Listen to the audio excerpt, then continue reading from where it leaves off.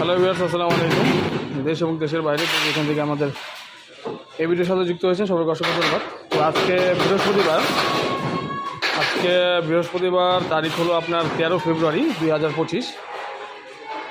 তো এই মুহূর্তে একটি মাল কাজ করতেছে, দেখেন 3 পাল্লা একটি আলমারি কাজ করা হচ্ছে। তো এটা 3 পাল্লা বিশিষ্ট একটি আলমারি, এটা অর্ডার ছিল। তো এই মালটা আমরা কমপ্লিট করতেছি।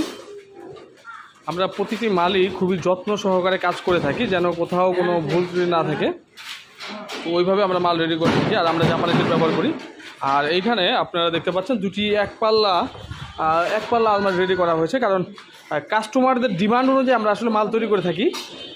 তো কাস্টমার বর্তমানে এক পাল্লার জন্য অনেকে আমাকে ফোন দিয়েছে, আমি আসলে স্টক না থাকার কারণে মালগুলো দিতে পারি নাই। তো এর জন্য আমি রেডি করে রাখলাম।